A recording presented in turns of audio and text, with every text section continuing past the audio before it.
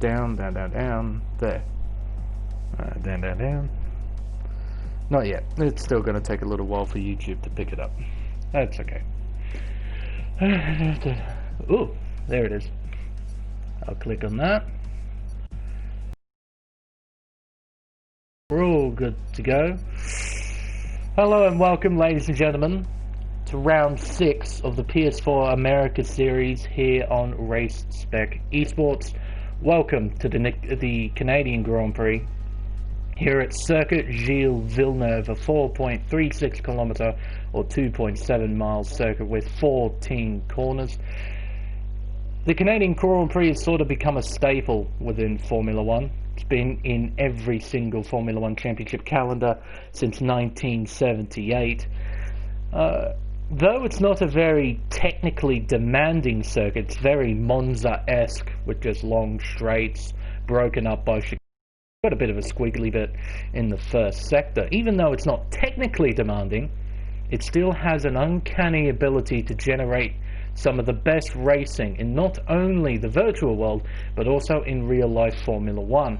Of course, one of the most famous races of this decade happened here in 2011 with Jenson Button's awesome drive in the McLaren after making, I think, 4 or 5 tours through the pit lane, which is it's absolutely unheard of to make that many tours through the pit lane and to still win, overtaking Sebastian Vettel on the final lap, no less. It was an absolutely superb job from him and the McLaren team. But in the virtual world as well, as was proven last night in Pacific Series T2 with one of the best races I ever had the privilege of commentating and streaming. It was absolutely bonkers. There was action left, right and centre all the way throughout the race. So expectations are high here at Canada. Although it's not a circuit I'm particularly good at, it is a circuit that I really do enjoy, as Kimi has dropped out of the session. Oh dear. Some of the things to look out for here at Circuit Gilles Villeneuve. Probably the big thing is penalties, warnings, accumulation of warnings. There are so many places on this racetrack where it's so easy to dip all 4 tyres over the white line and the game gives you a warning for it just like that. Some of the key hotspots, as M9H demonstrated, turns 8 and 9 in the second sector tend to be a place where you can accumulate a warning. And of course, the infamous Wall of Champions chicane, named after the 1999 Canadian Grand Prix where 3 world champions crashed in the same spot. Michael Schumacher, Damon Hill and Jacques Villeneuve, all of them crashing into that wall after turn 14. So M9, he's the first driver on track. He'll take us around this wonderful 2.7 mile circuit. And tell you what, for our American audience, I better do this, not gameplay, on-screen display. I'll switch it to miles an hour. It'll make it easier for all of us heading through turn 3 now, 4th gear up to 5th. Now going through turn 5, heading into turns 6 and 7. 7 is an important corner as it leads onto a DRS straight. Very, very important that you get a good exit through here. Coming up to turns 8 and 9. 9 is the critical one. It's very easy to run all 4 tyres over the white line and cop an invalidation. Lowest corner on the circuit, turn 10. The tight hairpin just before the casino straight. Well, just before that actually. Turn 11, that's turn 11 there.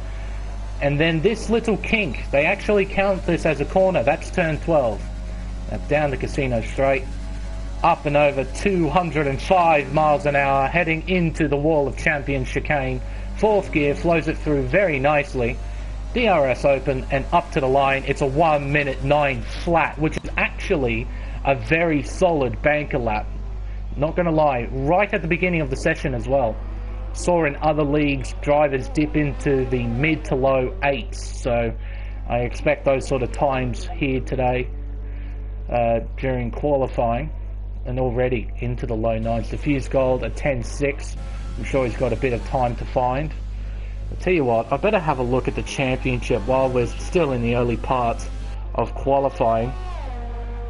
Now, unfortunately, I didn't get to stream Spain because of technical difficulties, but the race still happened. And I believe, if I remember correctly, it was Bean Sandwich who won that race.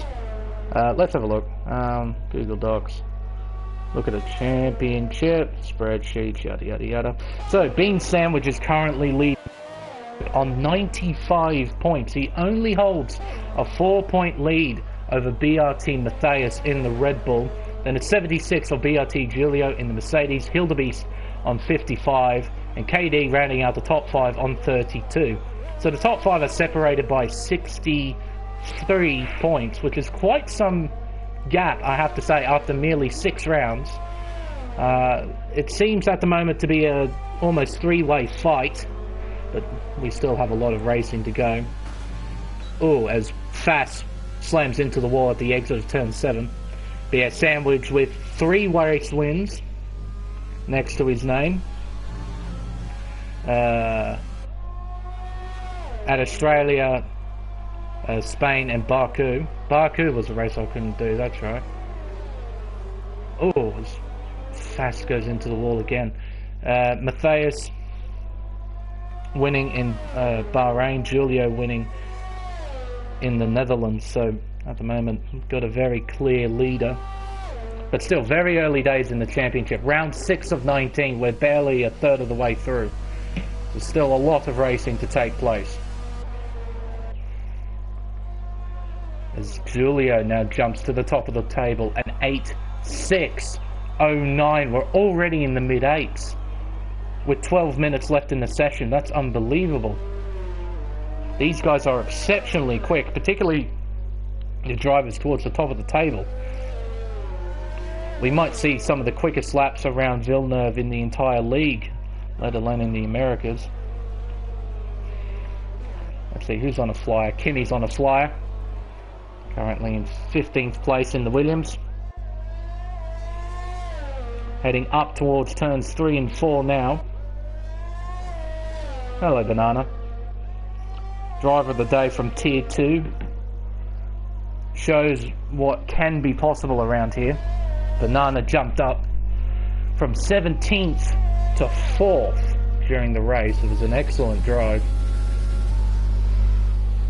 Really does show. Qualifying doesn't mean a hell of a lot. You got superb race pace, particularly around here with the incredibly long DRS zones as well. Overtaking should be pretty okay for the most part. Might get a bit dicey into the Wall of Champions, but overall it should be fine. Down the back straight away. Heading towards the Wall of Champions, 205 miles an hour. Then into the chicane. It's very difficult, especially with strict corner cutting, as Doberman has been disqualified from the session. Why has he been disqualified? Anyway, Kimi does a 10-2, pretty much. Let's have a look, shall we? Blocking the pit lane. There you go. I haven't seen that before. Yeah, there we go, there's the prompt. Took a little while for the game to bring it up. KD, the man who is currently 5th in the championship, making his way round the hairpin of turn 10 into turn 11. I was talking to KD a little earlier in the week, and he too isn't a fan of this racetrack, a bit like me. I'm not a big fan of this circuit. Race-wise, I'm not very good around here. I make too many mistakes. KD has a moment at the Wall of Champions. Still a competitive time. He slots himself in P4, making an AlphaTauri lockout second row. So these two look very quick at the moment. But the gaps are big here in Canada, except for the top two.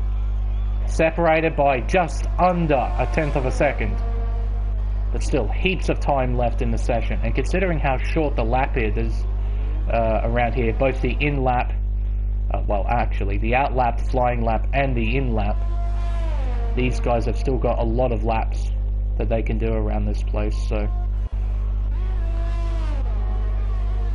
Hildebeest Currently 4th in the championship. See how quick he is around Montreal.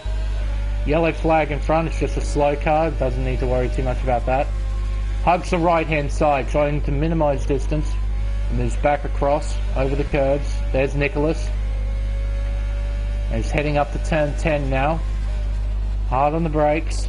And he's purple apparently in sector 2. But the game often does something like that when a driver hasn't set a flying lap. DRS open. Watch that speedo climb. It hits 205 again. About 206 miles an hour. Through the wall of champions, invalidates. But he'll push on just to see how quick he would be. It's an 8.8. That puts him to P3, so he's got pace. Good to see. And I mean, he's got top 3 pace. But what about our current championship leader, Bean Sandwich? Let's see what he's got. He's got 3 race wins under his belt, a few fastest laps as well.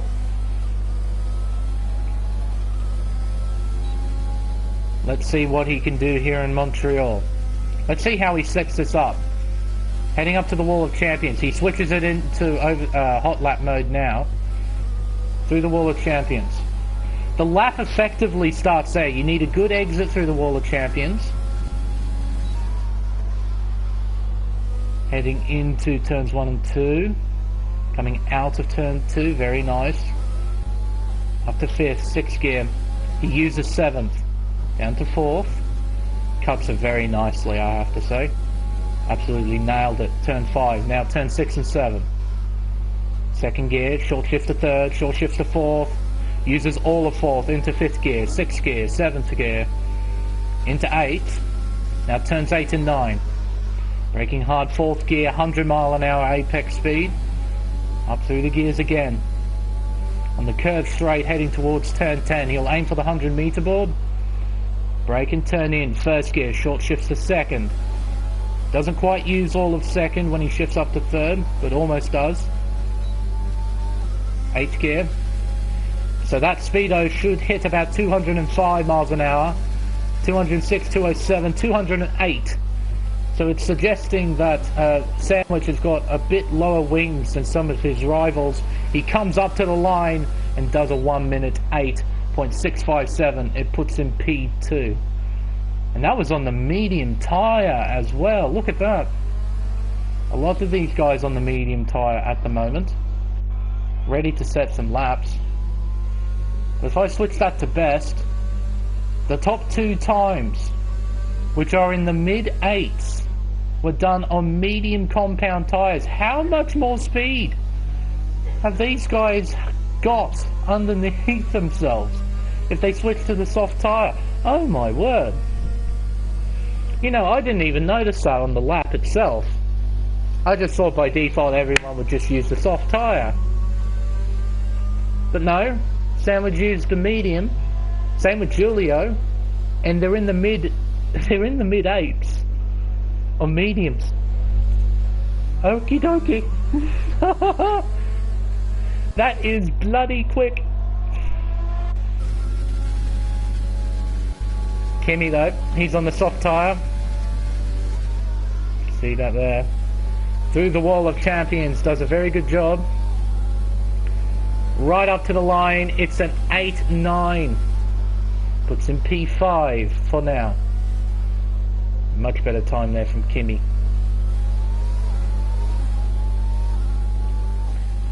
But wow, that really does set the tone, doesn't it? And Julio's on softs. I want to see this lap. I want to see that lap. If Julio is actually going to do a lap on the soft tyre. I mean, the delta between the soft and the mediums, what is it, about half a second? I mean, we might be actually seeing a low 8, potentially, if you can really nail a lap. Yeah, if you switch it back to best, top 2 times have been done on the medium tyre. Oh my god. That's exceptional. Racer is in, Kimi's going to be going in as well. The Fuse Gold in the Ferrari, he is up by almost 7/10 of a second. He's going to try and crack into the 9s. If he can do that, he'll jump inside 10. There you go, almost 208 miles an hour. Through the wall of champ, cautiously. 8, 9, he does a 9.6. He improves by almost a second and he jumps to P9.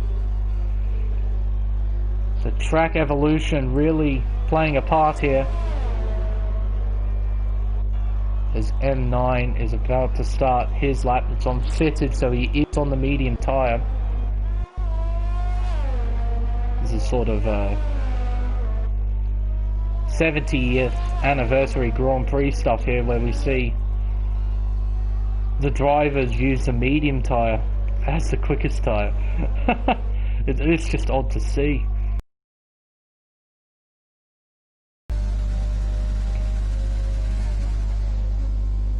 Through the chicane goes M9 into the heavy braking zone of turn 10. 10th and a half down on his original time. Oh, bit sideways. He won't be improving. Fuse Gold, he'll be going into the pits. Lucid in the McLaren. He's on a flyer. Opens DRS. Watch that speedo. It should be hitting about 205. It does. 2.6, 207 miles an hour. Very easy through the wall of champions, trying not to invalidate. It's going to be a 1 minute 10.6. He does improve by about 8/10. Sandwich has retired from the session. He's satisfied with his time and he wants to start on the medium tyre as well. What does Giulio do? In response, he retires as well. He knows he has track position over his rival. Hildebrand on the mediums. Same with Matthias, he's on the mediums as well. KD though, on the soft tyre. Oh, that is truly exceptional. I mean, the top 3 drivers might do their flying laps on medium tyres, which is absolutely insane.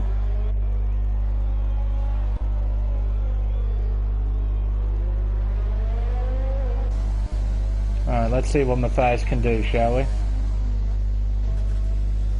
He's in P3. He has to improve by 0.5 to snag P2. He is up by 0.02 of a second. Now, considering he did this lap on a set of softs, it's going to be a hard task to beat his time, but track evolution will be in his favour.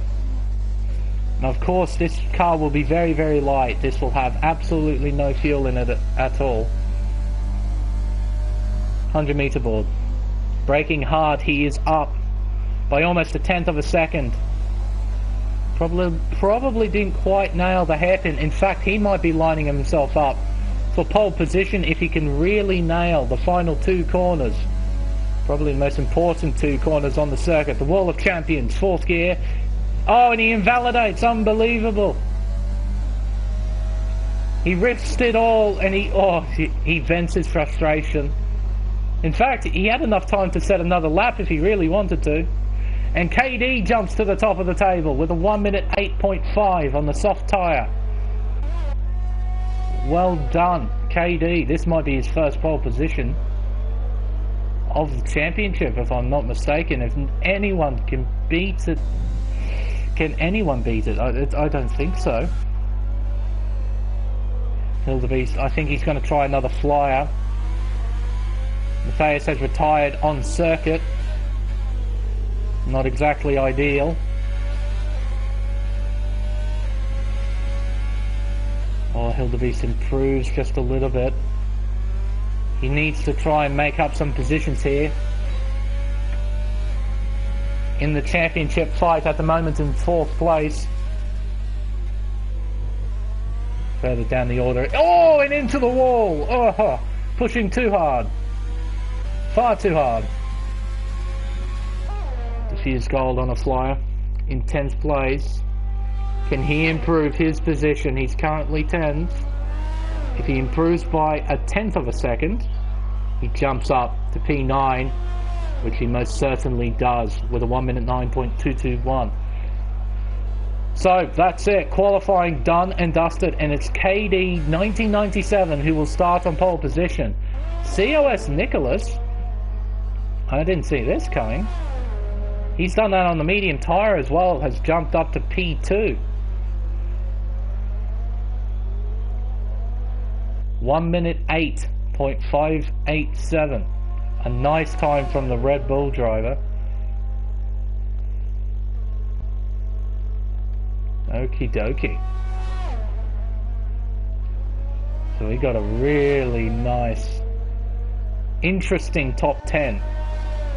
Because look at, to go through the top 10, we've got KD, Nicholas, Julio Sandwich, Matthias Fast, Kimi, M9, Diffuse Gold, then Hildebeest. They're going through what tyre they will start on. This is on best, yep.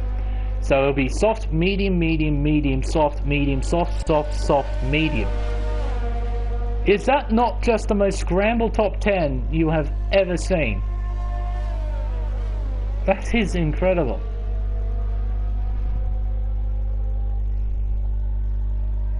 Well, hey. That will end qualifying.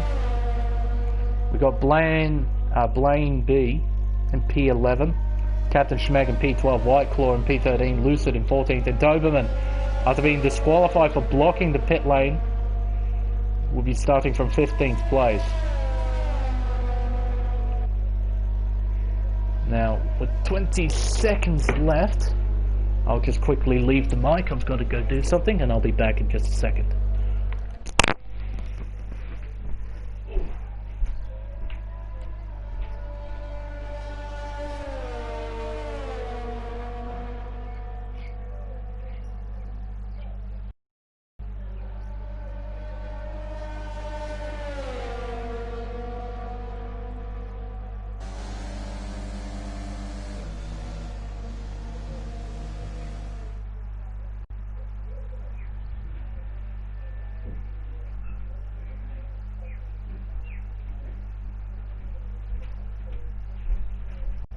So, we gotta go through the long loading screens, don't we? Oh, dearie me. So yeah, an incredibly scrambled top 10. I have never seen a top 10 look like that, ever. Oh, come on, loading screen. There we go.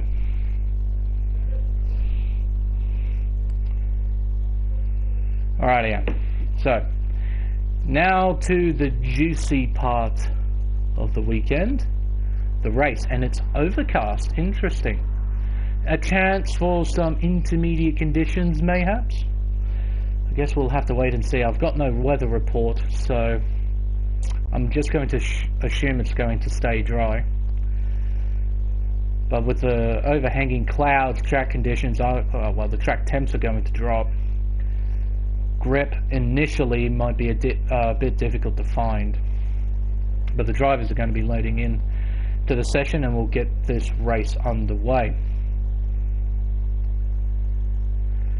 So the top, well, it'll be, you see what happened in Pacific Tier 2 has now got me a little bit all over the place about what's going to happen in terms of strategy, because the people who won Tier 2 did a one-stop from softs to mediums. Now, they did mention that one of the reasons they were able to pull that off was because there was a safety car period earlier on in the race, which effectively took 3 or so laps out of the race.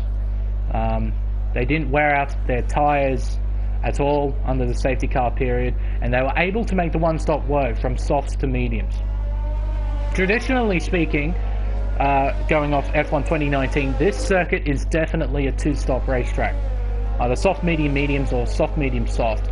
The hard tyre you really just don't want to touch. And looking at the field, not a hard tyre in sight, so, which is kind of expected. So as I mentioned, scramble top 10. KD on pole position, well done to him. But looking at the rest of the field, medium, medium, medium, soft, medium, soft, soft, soft. Then medium, then the first driver outside the top 10, Blaine, he'll be on the medium compound tyre, same with Captain Schmeck. White Claw is the only driver outside the top 10 on the soft tyre, with Lucid and Doberman. Both McLarens on the medium. So with White Claw, he's going to try and get track position at the start, try and make use of the soft tyre for those first sort of 3 or 4 laps. Try and make up as many positions as he can now, and try and compensate later on. It'll be a hell of a moment for KD. There's a predicted tyre stop strategy. 2 stop with the pit window at lap 8 through 12 for the first stop. So keep an eye out on the lap counter in the top left. Once we hit lap 8 or so, we'll probably see the soft runners come in for their first pit stop.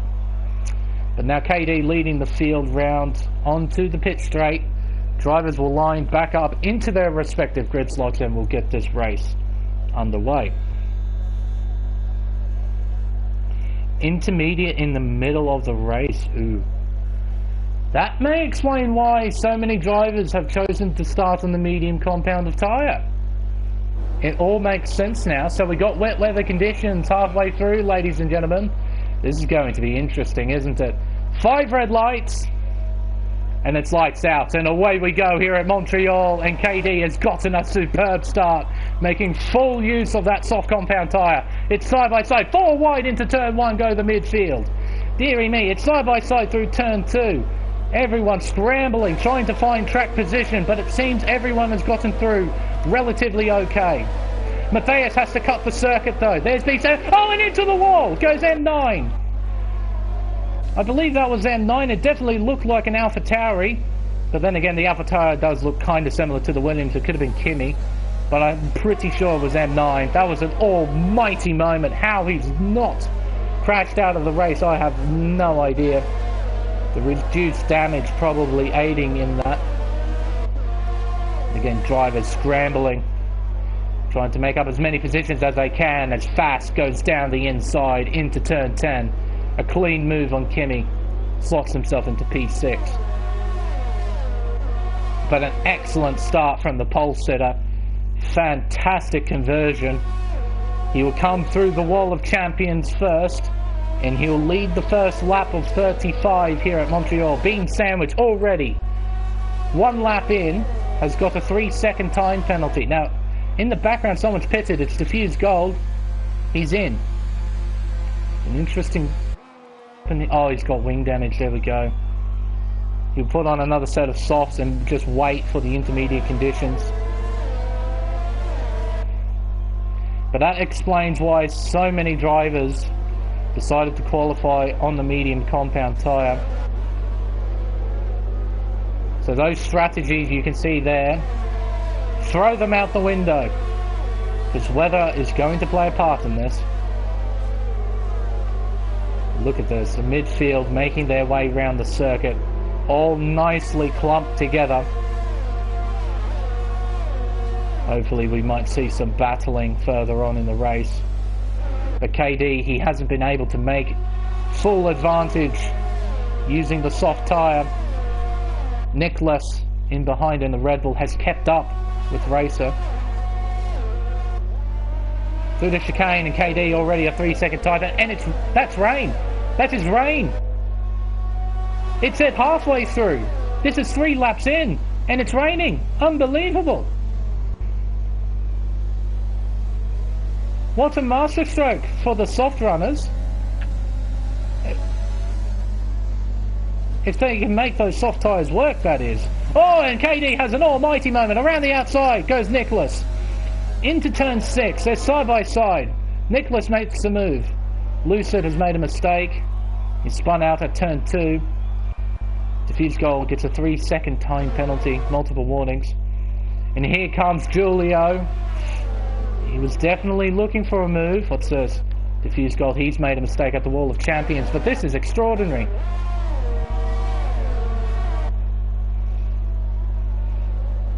I'm guessing a lot of these drivers did not think it would be raining this early into the race, merely 3 laps. And DRS is disabled, like that, instantaneously, almost. 3 laps around here is like a lap of a half of Spa. That is pretty much instantaneous. And into the pits, goes in absolutely everyone. KD speeding though, he completely misses his braking point. Luckily ghosting is turned on, and Sandwich I think got a 5 second. Hildebeest has got a 5 second. Oh, you get a 5 second, you get a 5 second, everyone gets a 5 second. They're all just missing their braking point. Dear, oh dear, oh dear. Sector 3 yellow flags. Look at this pit lane scramble, and who's that who stays out? That's Blaine. I have no idea why he's done that. DRS has been disabled. You would rather double stack, and M9H has retired from the race in the pit lane. No, this Williams has shot himself in the foot here. I would rather double stack than stay out 1 extra lap in these conditions.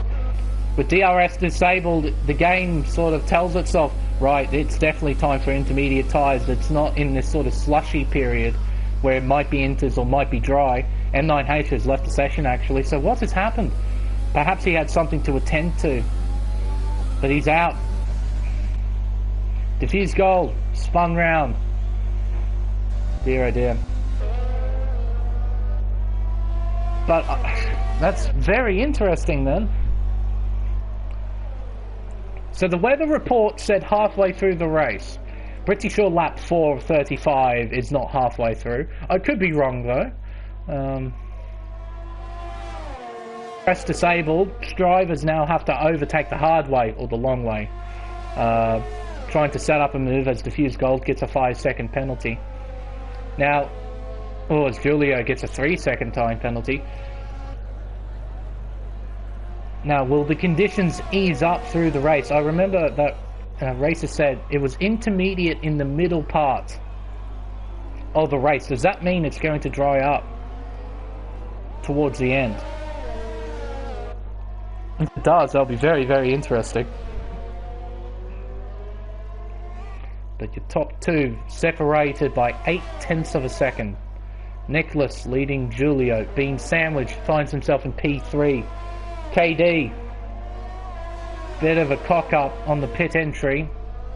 He's got himself a 5 second time penalty, and he's down in 4th place. Then we got this. Oh, and that's lap traffic. That's Diffuse Gold. He is not moving out of the way.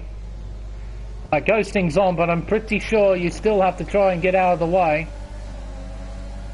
Oh, and Kimmy's going to try and make a move here. This is a major distraction. Oh dear.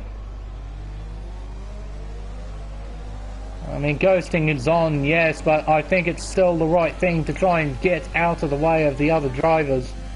Because look at this. How can you drive like this? You've got a Ferrari right in front of you. It would be that distracting. Oh, fast pull it up. Oh, he does well. Oh, for goodness sake. Not very smart driving. Not very smart at all.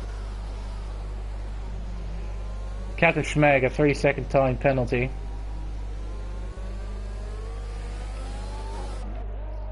Now, the problem with intermediate conditions is that it can spice things up, but it can also sort of dull things down because it forces drivers to go into sort of a conservation mode.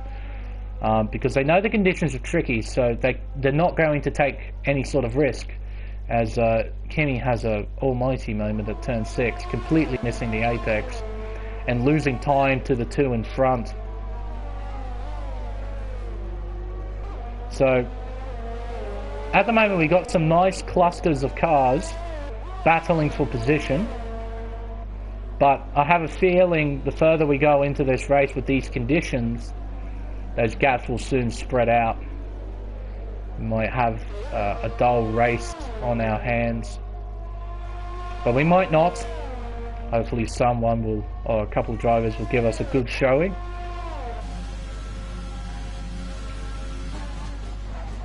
Like these two perhaps. They're a second apart, Matthias and Fass. Former teammates at Mercedes in Season 2, now rivals at Red Bull and Renault. but these two were also a class of the field back in Season 2. Mercedes winning the Constructors' Championship by a healthy margin, while Fast was fighting for the driver's title with Alpine, one of the best drivers I think in the entirety of the Americas, who unfortunately couldn't be with us this season. Hopefully he's watching from college. But that was an epic championship fight between Fast and Alpine. It was fantastic to watch. But now the former teammates find themselves in 5th and 6th, trying to hunt down KD, who in turn is trying to hunt down Bean Sandwich. Now, that gap has sort of hovered around 1 second, so these two seem to be somewhat evenly matched. Hopefully this gap will close up just a little bit. Might try and spice things up. But also these two separating the two as Nicholas begins lap 8 of 35 here at Montreal. Through turn 2. You can see how much more difficult these cars are to drive in these conditions. Remember in qualifying, where they were literally throwing these cars around. Yeah, you can't do that in these conditions. You really have to tiptoe. You have to be very gentle with the car. And to a certain degree, you have to be patient. You have to use the higher gears like Giulio is demonstrating, just to try and minimize the wheel spin. Try and get as much power down as you possibly can. But if you want to get an idea of how difficult this is, like, this is one of the best drivers in the Americas in these conditions. It'll give you a good idea of what you need to do. If you're a driver who doesn't run traction control or ABS, what you need to do in these conditions. You can see that with the lockup into the hairpin, he's definitely using not using ABS. But it really gives you a good idea of what you need to do in these conditions. Nailing apexes, being patient, not even half throttle, he's waiting, now full throttle.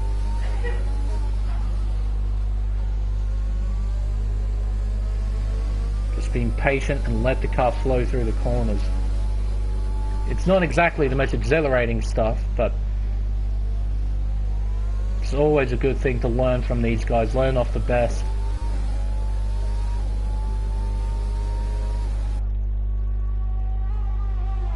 But these two have got quite the commanding lead over Bean Sandwich. 5.4 seconds separating P2 to P3. So at the moment it seems like a 2-horse race for the until perhaps something happens, like a safety car or something like that. But now Matthias is caught onto the back of KD. Let's see how Matthias deals with these conditions. Where is he quicker than KD? Where is KD quicker than Matthias? Let's have a look. Keep an eye on that gap as well, 9/10 of a second. Through the Wall of Champions, KD, I'd say Matthias gets a better exit from the looks of things. He's able to convert good exit speed at this stage. We'll have a look at turn 7. That'll be another spot. Oh, what the? It's almost like Matthias just hit anti-stall. And that Sandwich, what has happened to him? He's off the circuit. He's got wing damage. What was... He was all by his lonesome. What did he do? Just driver error. Just a tiny mistake. Must have been from the championship leader. He's now in 6th place. He's off the podium. So we now have got a battle for 3rd on our hands between 3 drivers. You can see now Matthias is gaining. He's now half a second behind KD. But it's one thing to catch up. It's a whole different ball game when you want to try and overtake. It's not going to be easy. Not in these conditions. Now, where will he look? He might look into turn 1. I think that's one very possible sort of opportunity for Matthias.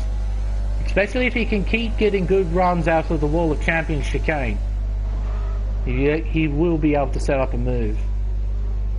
But other than that, he's probably got the hairpin. That's probably the other spot. So some of the key areas that Matthias will be looking at will be probably turn 9, the left-hander before the hairpin. If KD makes a mistake there, Matthias might be able to get a run and send a move on KD at turn 10. And another place to look out is probably the Wall of Champions. Let's see, through turn 9. A bit sideways for both drivers, really. They are pushing hard. Alright, into turn 10, the hairpin. Matthias very confident on the brakes. You can see there KD converts a good exit out of the hairpin, takes a nice line through there. So Matthias isn't really able to make any sort of opportunities here. And there's Fast just in behind as well. Through the chicane. KD gets a 3-second time penalty. And they don't matter too much at the moment, but they will at the end of the race. And Sandwich stays out, fight on with that damaged wing.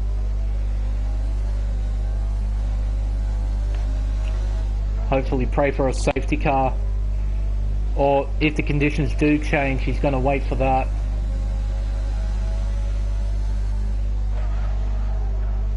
And there's Fast just in behind as well, ready to pounce.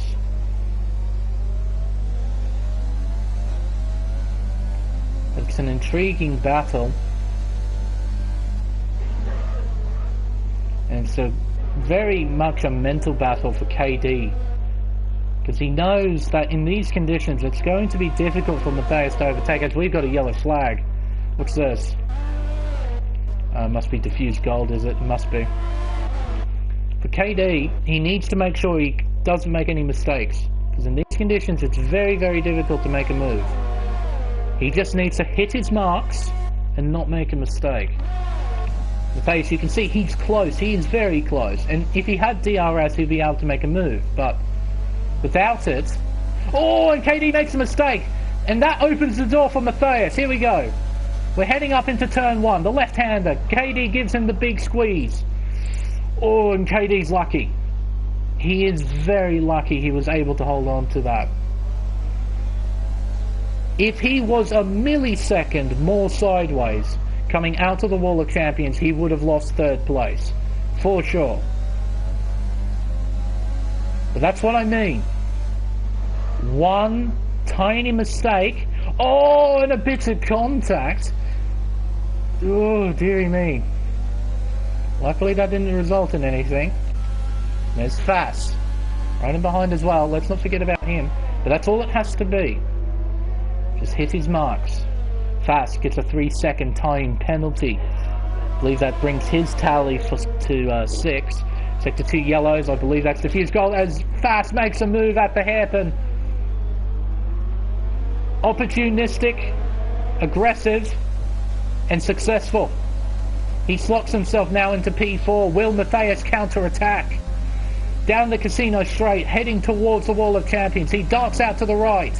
He'll bring it back onto the racing line. Fast taking full opportunity there. Oh, and KD into the wall. He has made a mistake. Again, just a lap later at the same place, the Wall of Champions, and he's let Fast through.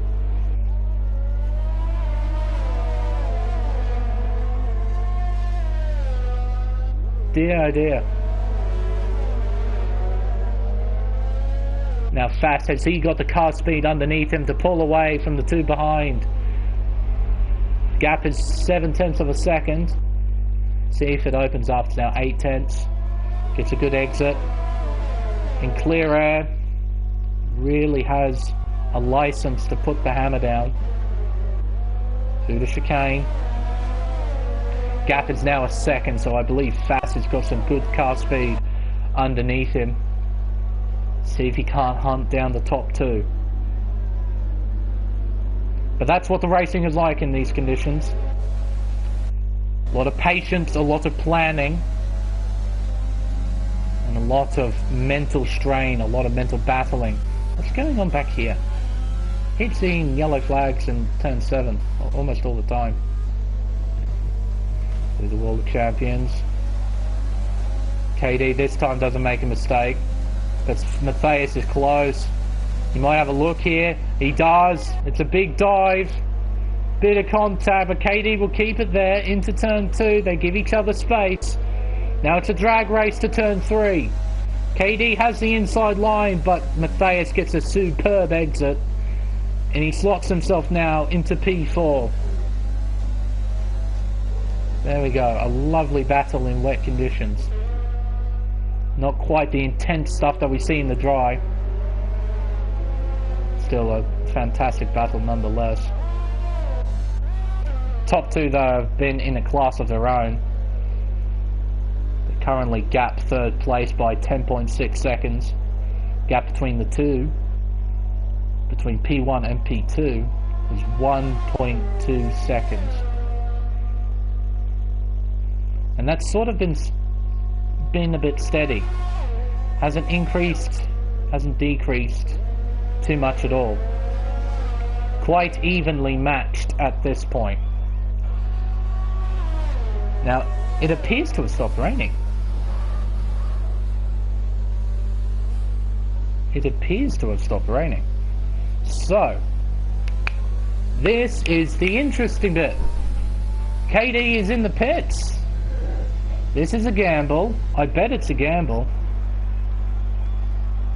What tyres is he putting on? 5 seconds for speeding, remember that?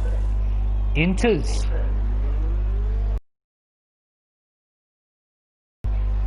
Uh-oh, that might have been a poor call. 5 seconds set penalty for Hildebeest. Perhaps those tyres could only go about 11 or 12 laps. Maybe, I don't know. Those are slick tyres from the looks of things. They are slicks. They're the reds, they're the soft tyre.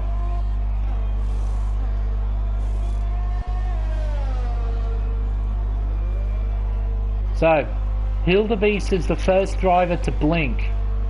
And he's gone to the soft tyre. Let's ride on board with him, shall we? Oh, hang on, what's this? Blaine B and White Claw having a moment together. Nicholas is in the pits. The leader has blinked as well. He's going to go on to the medium compound. Now, he's going to be absolutely everywhere for this first lap or so. I mean, this strategy call from him might cost him the race. Remember, the gap between the top two was only 1.3 seconds. It needs to convert to DRS enabled very, very quickly. And look at that, sideways, almost completely off the circuit for Nicholas. And watch this, here comes Bean on the Inter. And remember, Bean's got a damaged wing as well. You can see the understeer. And Nicholas is a sitting duck compared to Sandwich. I mean, it stopped raining, yes, but it's still wet. The circuit has still got water on it. And he loses a position to a man with a broken front wing. I think Nicholas has shot himself in the foot here. He might have cost himself a race win. Because it's not dry. It's not quite dry quite just yet. You can still see the spray coming off the tyre. Into the pits goes a Ferrari. Diffused gold in 14th place.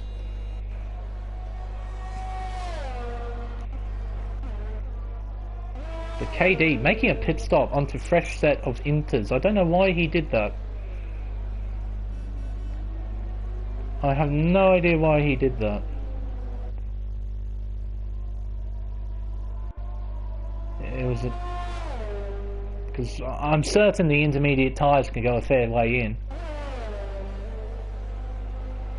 But look at that, over the course of one lap, that's all it was, Sandwich has opened up a 5-second margin to Nicholas.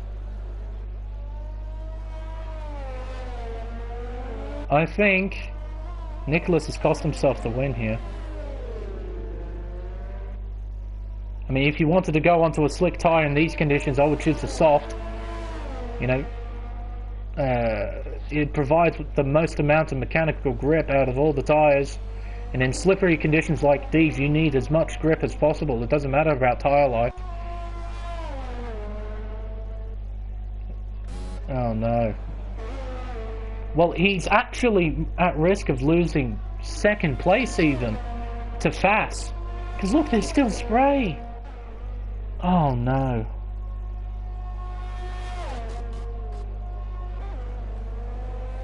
Yeah, way too late. I completely agree. 3 or 4 laps too early, yeah. Because yeah, still spray. Look at that. You can see it on the stream. Spray still coming off these tyres. Oh, no. Nicholas has done a Ferrari strategy. Oh no.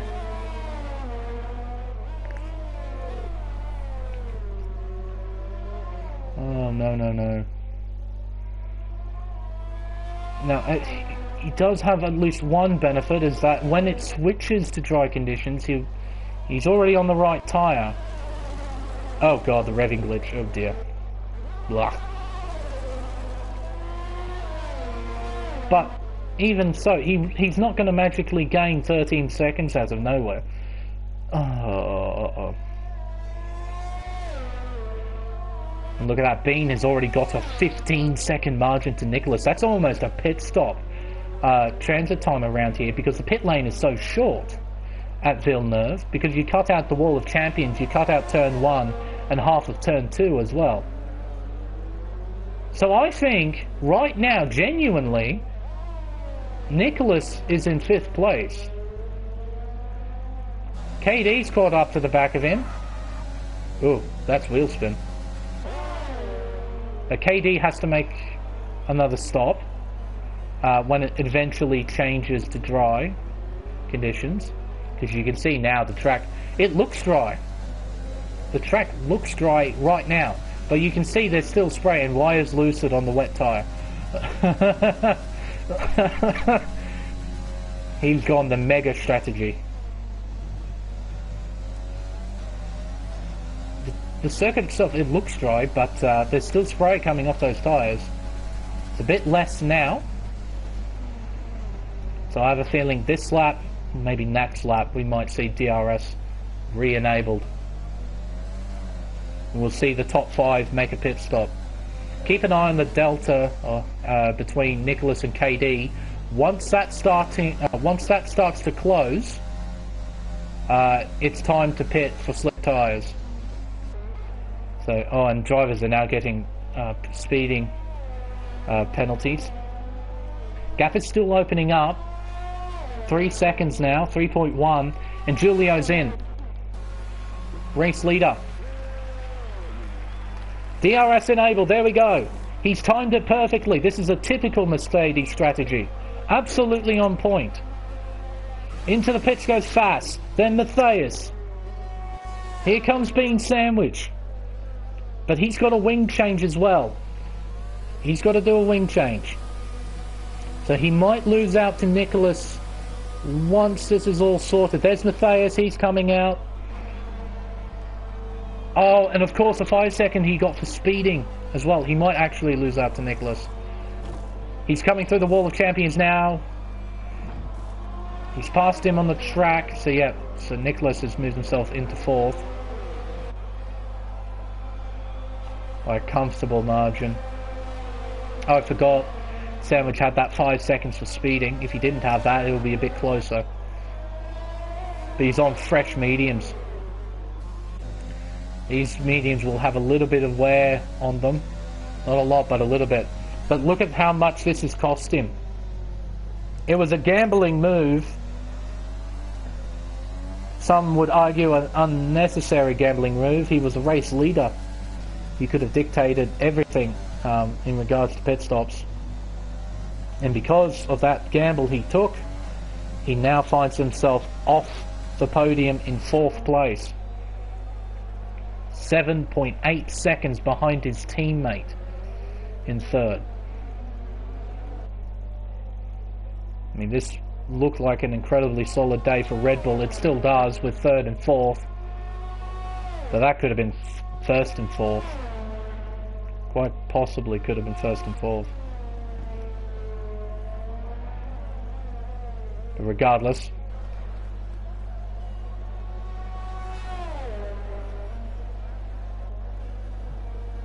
sometimes you learn more from your mistakes than from your successes.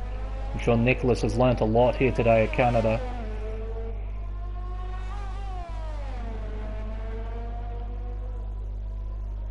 Right now, he will probably need a safety car to try and save his race. And looking at the field, look at the minimap as well. It's all very, very spread out. Captain Schmeg, 3-second time penalty, multiple warnings. He finds himself in 8th place. But the gaps are very, very spread out at Canada. Who's that? It's Hildebeest. Finds himself in 11th place. This was the other driver who pitted early. He went onto the soft tyre as well, so he has to make another pit stop.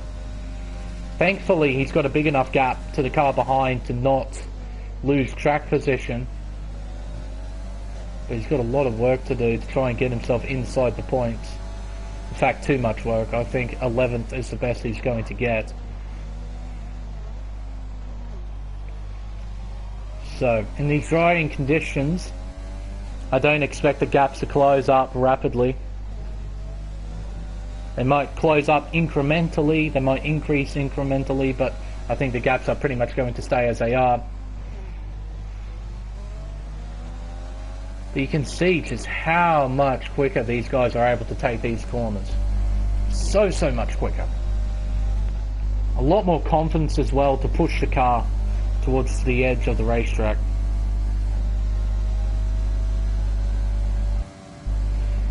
Oh dear. Oh, hang on. I just had something.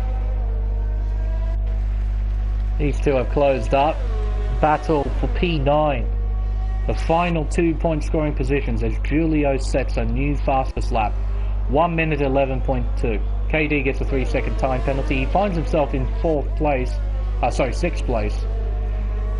He's got a fair way ahead of Kimi as Matthias sets a new fastest lap at 10.690. These two are actually starting to close. White Claw will get DRS, but he's spending a lot of overtake to try and get up to him. Through the chicane. Blue flags.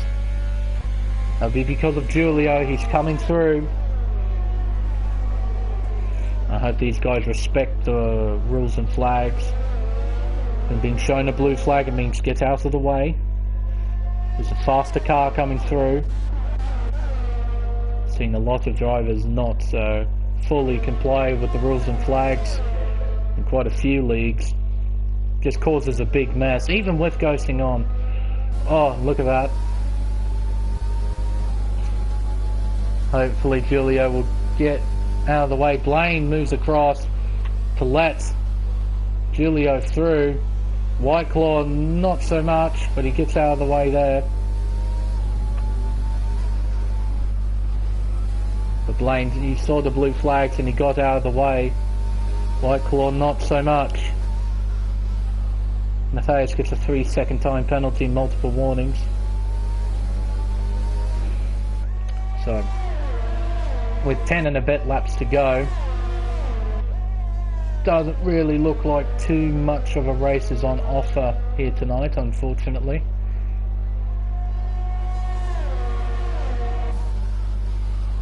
Gaps are quite big at the moment.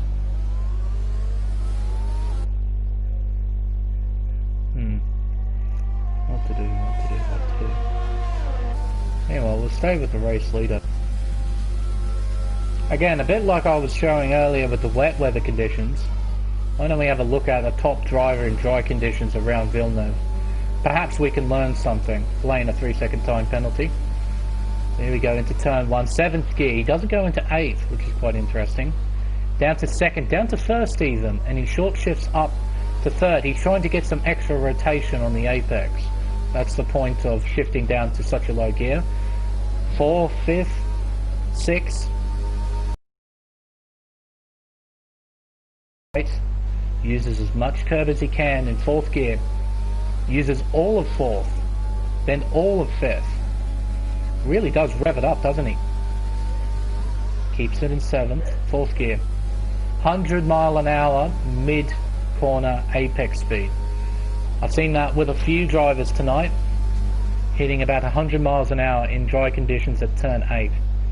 So that's a good speed to enter that corner at. Enter the apex at is about 100 miles an hour, or 160 kilometers an hour. Now through the wall of champions, let's see, about that 75 meter marker between the 50 and the 100. You can see that just really flowing it through, not taking any risk, but still trying to just keep up the momentum. I think is the thing to learn going through that chicane. Just momentum, just nail your line, nail the apexes, and try not to lose too much speed under braking. Just keep a nice flow going. Let's see how another driver operates, shall we? We'll go with P2. Championship runner-up from Season 2. See if this driver drives any differently. Let's see. 100 miles an hour again. Our time was about 98, but you can see there with a lot of these top guys, they're hitting that corner at about 100. Same with Matthias. It was about 100 as well. Now I make mention of the corner entry speed. It's because sometimes it's quite easy to overshoot turn 8 and run wide at turn 9, which gets you a warning. So it's always good to know what speeds you should be taking these corners at, so then you don't get any warnings. Now does he keep it in 7th? Most certainly does. What about Matthias? I've seen some drivers keep it in 7th, I've seen some drivers bring it up to 8th gear. Nope, keeps it in 7th as well.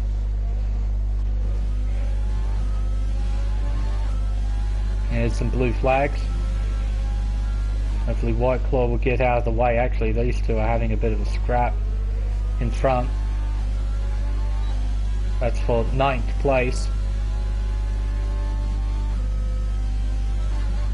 Let's see again. 100. Doesn't use the orange curve this time. White Claw gets a 3-second time penalty.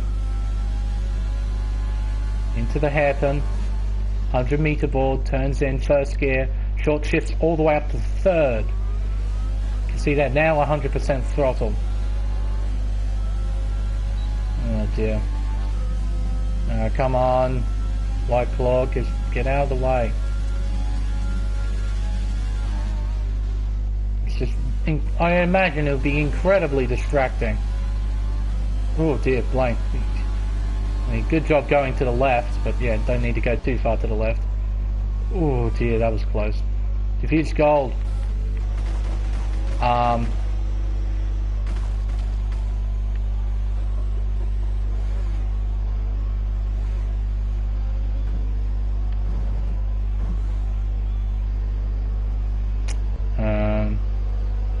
Virtual safety car deployed.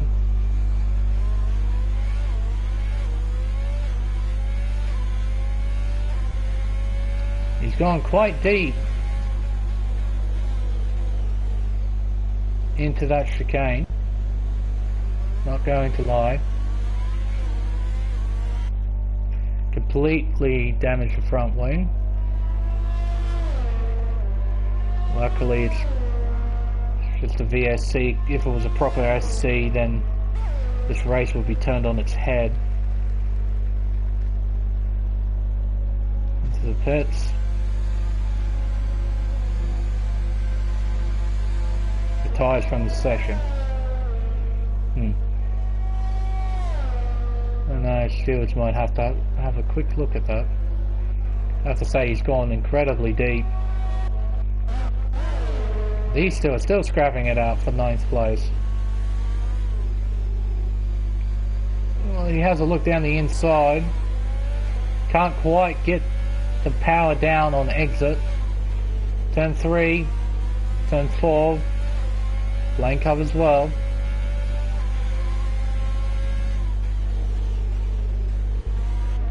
Yeah, well, this is a nice scrap.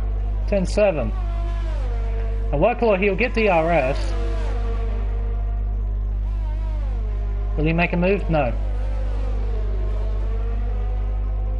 Oh, but he does use all of the circuit though. That's probably a warning.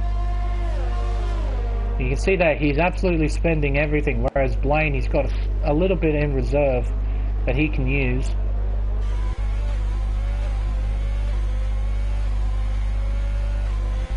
DRS open. Yeah, running out of ERS now. Into the wall of champions. As you see there, Whiteclaw not getting a good run through there. Hildebeest gets a 3-second time penalty, but also sets new fastest lap with a 10.6. So he's making sure that no one gets fastest lap in this race.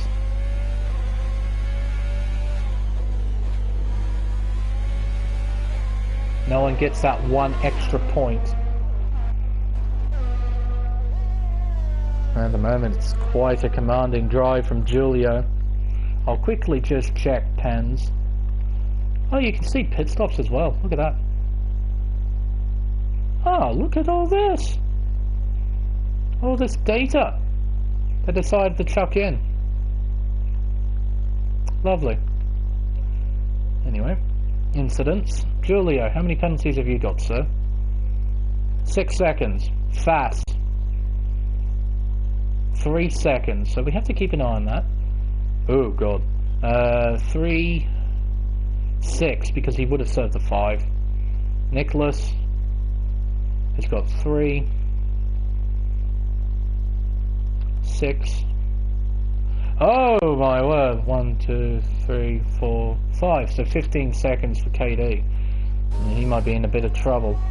So if somehow if that gap between Julio and Fast shrinks to under 3 seconds, then there might be a chance Fast can take victory. But I don't see that happening.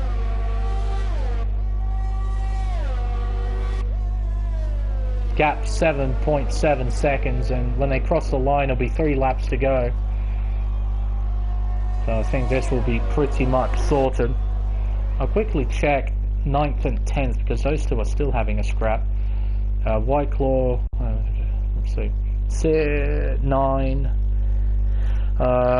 12, 15, 16, oh my god, 15, 18, 21, 24, 27. 3, 6, 9, 12. So Blaine's got this easily. He doesn't have to fight too hard for position. Penalties will ultimately play a part in that result. Unfortunately, there isn't a great deal else to look at, except maybe, let me check Nicholas again. 3 seconds being sandwiched. 3, 6, 9. No. That battle's already sorted. Even if Bean manages to catch up to Nicholas, that position is very much already sorted out, so. But Whiteclaw has to be careful. If he gets any more pens, he's lining himself up for a disqualification. So, he does have to be careful. Well, it hasn't exactly been the most entertaining race ever. But you can't have an exciting race every single week. Sometimes you just need a boring one every so often. A bit more of a calm view of a race, as Kimi has come in for some soft tyres. He's going to try and set fastest lap on the last lap. Interesting call.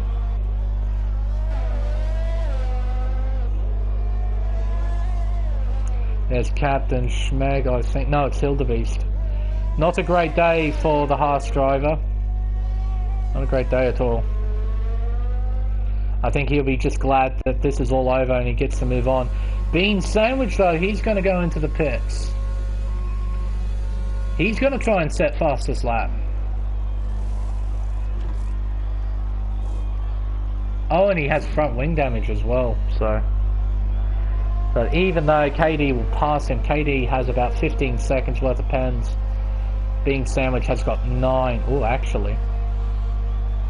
That might be a bit close in the end. I'll quickly double check that. I know Bean's got 9. 9. KD. And let's see. 3, 6, 9, 12, 15. So yeah. And the gap between the two, 5.3 seconds. And that's only going to close. Because Sandwich is on fresh tyres, so. Hildebeest has retired in the pits. He's had enough. Understandably so.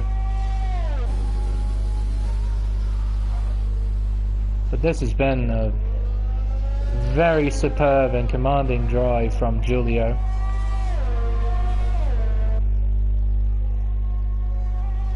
Had a good scrap with Nicholas throughout the beginning of the race in those intermediate conditions. And ultimately a very poor strategy call from the Red Bull driver has resulted in Giulio just simply walking away with this.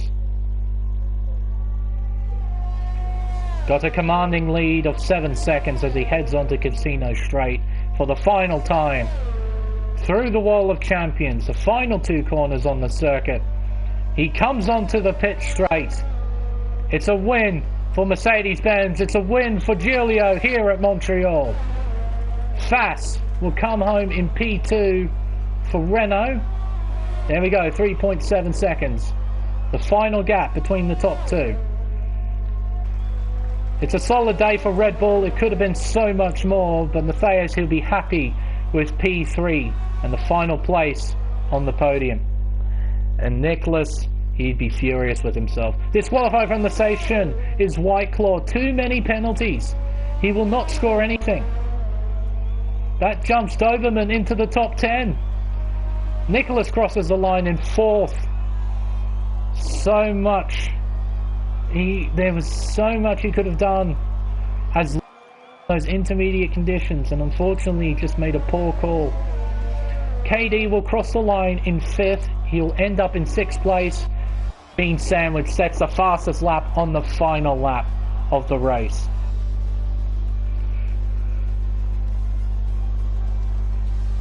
BRT Fass, driver of the day, given to him by Codemasters.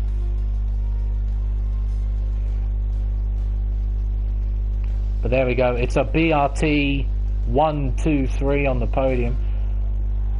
Mercedes from Renault from Red Bull. Not exactly the most entertaining race that I've seen, but not a bad one nonetheless. It was interesting to see how these top level drivers conduct themselves in those sort of conditions, and I hope a lot of people just learnt from it and just learn what these top guys do. Understand where to brake, where to accelerate, where to turn, what gear you should be in, all that kind of stuff. It was a learning experience for all of us. But there we go, a BRT Brazilian 1, 2, 3 finish here in Canada. Giulio from Fass from Matthias, then Nicholas in P4, Bean Sandwich P5, KD from pole position down to 6th place, not a bad result, solid points in the end. Kimi in 7th, Captain Schmeck in 8th, Blaine in 9th, and Doberman in the McLaren will finish in 10th place and score 1 singular point. There we go. But that, I think, will conclude round 6 here at Circuit Gilles Villeneuve. Not a bad race. Could have been better, but you know, we have to have a boring race every so often. It's sort of like in Formula One's nature that we have to have a boring one. But no, well done to Giulio, a commanding victory. Well done to Fass, a nice recovery. But we have ended our visit at Canada. We have to jump back to Europe for round 7 of the PS4 America series. We are going to southwest France, to Circuit Paul Ricard, the tarmac lake in the middle of nowhere. That's literally what Circuit Paul Ricard is. In real life, it has developed absolutely no interesting racing whatsoever in its history of its existence. Like, really, I can't think of any French Grand Prix at Paul Ricard that's actually memorable. However, and it's a big however, in the virtual world, Circuit Paul Ricard has an uncanny ability to generate some of the best racing you will ever see in this game. I have experienced the greatest race that I have ever seen, real or virtual, at Paul Ricard. It was a Formula 2 race there at the circuit, and it was absolutely unbelievable. And it was ultimately the race that got me hooked on to commentary. So Circuit Paul Ricard, I've got a bit of a soft spot for it. So I have a good feeling, a good gut feeling, that we're going to have a very entertaining time at the Great Tarmac Lake in southwest France. But I guess only time will tell, won't it? We won't find out until we get there. But until then, I've been the Smeg. Thank you all so much for watching, and we'll see you next week in France for the French Grand Prix at Circuit Paul Ricard. Till then, good night.